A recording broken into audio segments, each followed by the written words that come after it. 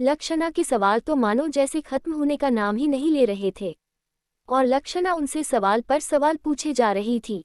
क्या आप यह नहीं स्वीकार करते कि आपके बस में नहीं और आप खुद ये चाहते थे कि मैं यहाँ आकर उसे प्राप्त करूं, और आप छलपूर्वक मुझसे ठीक वैसे ही प्राप्त कर ले जैसे अमृत प्राप्त किया था।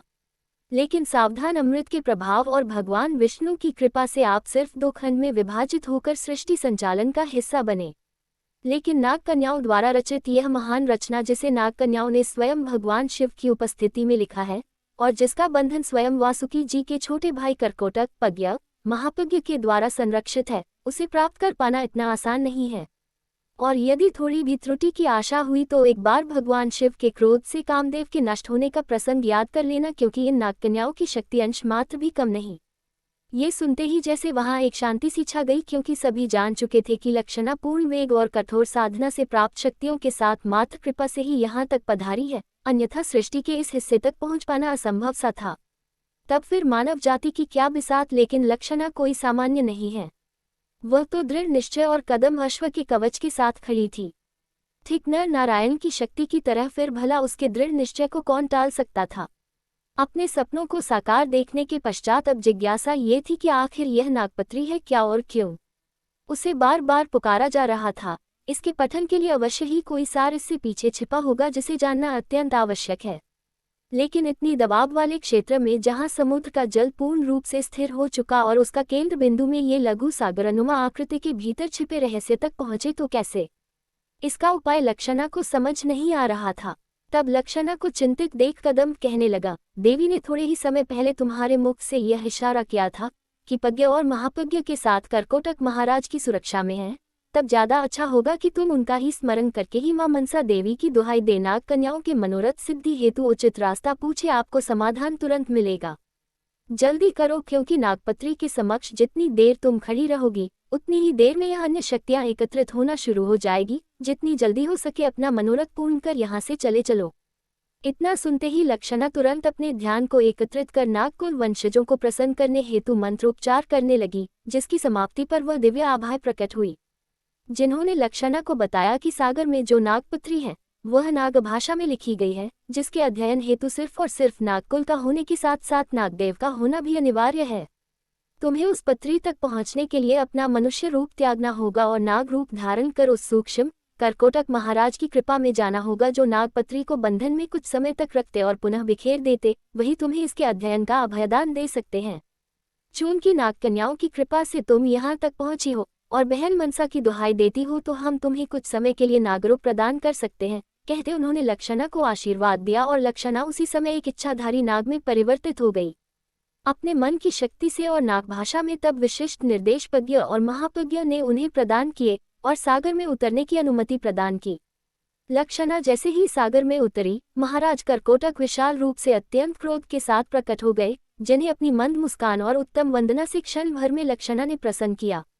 तब कर्कोटक महाराज ने उन्हें एक उस नागपत्री का रहस्य बताते हुए कहा कि मैं पल भर में जब इन्हें समेटता हूँ, उस समय यदि तुम मेरे साथ बंधन हेतु उपस्थित रहोगी, तब एक पल में ही उस नागपत्री का रहस्य तुम्हारे अंदर समाहित हो जाएगा।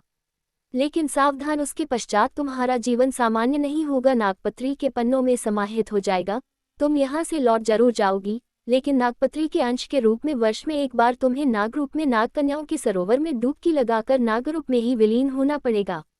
तब कई नागकन्याओं तुम्हें पुनः उस कुंडली से निकाल अगले 1 वर्ष का जीवन प्रदान करेगी, और इसी कारण तुम मानव जीवन के सुख नहीं भोग पाओगी, जिसे लक्षणा ने सिरोधार किया। और पलक झपकते ही वह कर्कोटक महाराज के साथ नागपत्री के बंधन के रूप में जुड़ गई और क्षण मात्र में ही संपूर्ण नागपत्री का ज्ञान उसके जेहन में उतर आया। ब्रह्मांड की संपूर्ण शक्तियां लक्षणा में समाहित थी और लक्षणा सुनने की स्थिति में, क्योंकि अब कुछ विशेष नहीं बचता इस सृष्टि में प्राप्त करने या खोने के लिए। वह शांतचित्त से कर्कोटक महापज्ञ को प्रणाम कर कुछ न कह सकी। वह लौटना तो नहीं चाहती थी, शायद नियति ने कुछ और ही लिख रखा था और नाग कन्याओं ने उसे इतनी शक्ति का स्वामी विशेष उद्देश्य के लिए बनाया था, इसलिए उसे लौटना पड़ा। कदम जान चुका था कि अब वह कोई सामान्य कन्या नहीं, वरन नागपत्री का हिस्सा है। वह शांतिपूर्वक तेज गति से उन्हें लाकर पुनः उसी द्वीप के पास लौट आए, जहां से लक्षणा ने उसे पुकार कर अपनी यात्रा की शुरुआत की थी। लेकिन लौटने वाली अब लक्षणा नहीं, वरन नागपत्री थी। उसके कदम रखते ही एक पल के लिए संपूर्ण धरती में हलचल मच गई। आचार्य चित्रसेन जी समझ चुके थे कि धरती पर लौटने वाली वह महान शक्ति नागपत्री थी, जिसके बारे में उसके गुरु ने उस कुंड के दर्शन के समय बताया था। लक्षणा के पुनः उस द्वीप के पास लौटने के बाद जहां से उसने विचरण करना शुरू किया था, अब लक्षणा का एक अलग ही रूप था और अब वह कोई सामान्य इंसान नहीं थी। कदम से मिलना, चित्रसेन जी के आदेश का पालन करना, किसी अश्व का उत्तम संत और गुरु की तरह ज्ञान देना और एक अनोखी दुनिया के बारे में जानकारी मिलना, लक्षणा के लिए सब कुछ नया था और उसे उत्साह से भर देने वाला भी था। कल तक जिन बातों को उसने सिर्फ कहानियां और किताबों में पढ़ा था, वह वास्तविकता में भी हो सकती है। यह आज उसने पहली बार देखा, क्योंकि आज तक किसी अश्व को इस तरह प्रवचन देते सिर्फ और सिर्फ कार्टून, चित्रों और कॉमिक्स में ही देखा था, और जिनका वर्णन सिर्फ और सिर्फ उत्तम शास्त्रों में ही मिलता था। लक्षणा सोच रही थी कि जब उन प्राचीन रहस्यमयी किताबें, शास्त्र और वेद पुराण में लिखा हुआ एक छोटा सा सत्य जब उसने युद्ध अपनी आंखों से देखा, तब तो वे शास्त्र, वेद और पुराण में लिखी हुई हर बातें 100% सही होंगी, और जब उसका स्वप्न महज एक कल्पना नहीं वास्तविक है, तो इसका मतलब उस तक पहुंचने के दरवाजे भी ठीक उसी प्रकार खुलते होंगे जैसे कदम अश्व ने बताया। लेकिन भला इस संसार में ऐसा कोई ज्ञानी होगा जो उसके सवालों का जवाब दे पाएगा? क्या कोई उसे उतने ही पूर्ण विश्वास से मन के बवंडर से निकाल सटीक राह पर चलने और लक्ष्य प्राप्त करने में मदद कर पाएगा? यदि हाँ, तो उसकी खोज कैसे की जाए? तभी लक्षणा के दिमाग में आया कि उसके खुद दादाजी तो दिन रात थोड़ा सा भी समय मिलने पर धर्म ग्रंथों का अध्ययन करते रहते हैं, तब क्यों ना उन्हीं से पूछा जाए, शायद कोई रास्ता मिले। तब यही सोच वह अपने दादाजी के कमरे में गई। उस समय उसके दादाजी सुनील जी अग्नि पुराण हाथ में ले किसी विशेष पन्ने को बार बार उलट पुलट कर पढ़ रहे थे, लेकिन किसी अंतिम निर्णय पर ना पहुंच पाने के कारण थोड़े चिंतित थे। लेकिन तभी अपने कमरे में लक्षणा को आया हुआ देख वे उसे पास बुलाकर बड़े प्रेम से कहने लगे, क्या हुआ लक्षणा? कोई चिंता का विषय है क्या? थोड़े परेशान लग रहे हो, कोई समस्या हो तो बेशक बताओ। उस पर लक्षणा दादाजी के पास जा कहने लगी, अगर यही बात मैं आपसे कहूं तो आपका क्या जवाब होगा? इस बात पर अचानक दादाजी के मुंह से निकल पड़ा, आग्नेय हे पुराणेस्मिन् सर्वा विद्या प्रदर्शिता। मतलब क्या बोले दादाजी? मतलब अग्नि पुराण ही स्वयं में ऐसा पुराण है जिसमें सभी विद्याओं को प्रदर्शित किया गया है? क्या ये सही बात है? यदि हाँ तो कैसे और क्यों? आखिर क्या एक ही शास्त्र संपूर्ण ज्ञान दे पाने में सक्षम है? तब दादाजी मुस्कुराकर कहने लगे, नहीं बेटा, ऐसा नहीं है। सभी शास्त्र अपना अपना विशेष स्थान रखते हैं, लेकिन मनुष्य धर्म कहता है कि वह जिस भी शास्त्र का अध्ययन करे, उसकी संपूर्ण जानकारी को विधिवत और बिना शंका के ग्रहण करे। उसकी सूक्ष्म से सूक्ष्म जानकारी भी और किसी भी शास्त्र का एक पन्ना भी हमारे एक मनुष्य जीवन को परिवर्तित करने में पूर्ण रूप से सक्षम है। लेकिन फिर भी मैं इस पुराण को इसलिए बार बार देख रहा हूँ क्योंकि इसमें हर प्रकार की जानकारी लगभग समाहित है।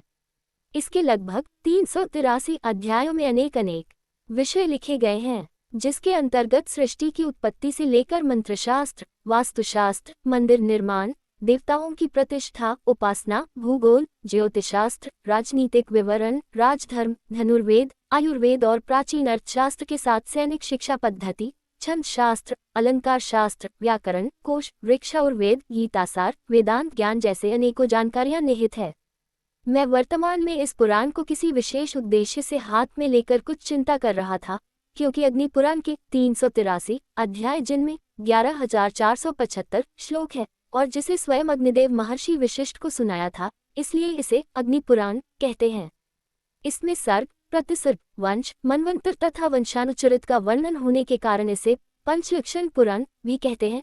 इस पुराण में प्राचीन भारत की परा और अपरा विधाओं का इतना सुंदर वर्णन किया गया कि हम इसे विशाल विश्वकोश भी कह सकते हैं। ये पुराण मुख्य रूप से 2 भागों में विभाजित है, जिसके पहले भाग में ब्रह्मा विद्या का विस्तृत विवरण, जिसको सुनने से मनुष्य, पशु पक्षी और समस्त प्राणियों के साथ देवतागण भी समृद्धि प्राप्त करते हैं। इस पुराण में 64 योगिनियों का भी विस्तार वर्णन किया गया है। काल की गणनाओं का तरीका और साथ ही साथ विभिन्न प्रकार के व्रत, एकादशी, दशमी, प्रतिपदा और शिखिप्रत इत्यादि के महत्व को समझाया है। इसमें भगवान विष्णु के विभिन्न अवतारों की कथा के साथ सृष्टि का जन्म, अग्नि कार्य, श्लोक मुद्रा आदि के लक्षण, सर्वदीक्षा की विद्या और अभिषेक इत्यादि की समीक्षा बताई गई है। इसी के अंतर्गत मंडलों के लक्षण, कुशामापार्जन, पवित्रारोपण, विधि विधान, देवालों के विधि विधान, शालिग्राम की पूजा और मूर्तियों का विवरण, सर्व देवों की प्रतिष्ठा, ब्रह्मांड का वर्णन, गंगा नदी और अनेकों तीर्थों का महात्म्य बताया गया है। दादाजी कहते जा रहे थे कि अचानक उन्हें बीच में ही टोकते हुए लक्षणा कहने लगी, बस इतना ही, मैंने सिर्फ आपसे एक छोटी सी बात पूछी और आपने इतना सारा विस्तारपूर्वक बता दिया। इतना पढ़ने और समझने में तो मुझे पूरी उम्र बिता देनी होगी। रहम करे, इस नादान बच्ची पर रहम करे। लक्षणा का हाथ जोड़कर खड़े होना दादाजी को बड़ा मन भाया और उसके सिर पर हाथ रखकर बोलो, खुश रहो मेरी बच्ची। तू यूं हाथ ना जोड़कर ना जाने क्यों एक अलग ही प्रतिमा लगती है। तुझमें तेरा आभामंडल सारी परेशानियों को दूर कर देता है। देख, मैं कब से एक बात में उलझा हुआ था, लेकिन तेरे आते ही एक पल में ही जैसे सारी समस्या हल हो गई। थोड़ा असमंजस था जो अब दूर हो गया। और किसी भी शास्त्र की सारी परिभाषा समझने के लिए एक पल ही पर्याप्त होता है, या फिर पूरा जीवन बीत सकता है, निर्भर करता है एक उत्तम गुरु की प्राप्ति कर। यदि गुरु उत्तम प्रवृत्ति का हो, जिसमें ईश्वरीय गुण पूर्व से ही समाहित हो, तो वह पल भर में समस्या का अंत कर देगा। अन्यथा शास्त्र हाथ में पकड़कर आपको किसी मरुस्थल में छोड़े हुए प्राणी की तरह प्यासा अर्थात ज्ञान की तलाश में भटकने के लिए छोड़ देता है। कहानी अभी जारी है, इसका अगला भाग जल्दी अपलोड करेंगे। चैनल को सब्सक्राइब करना ना भूलें। धन्यवाद।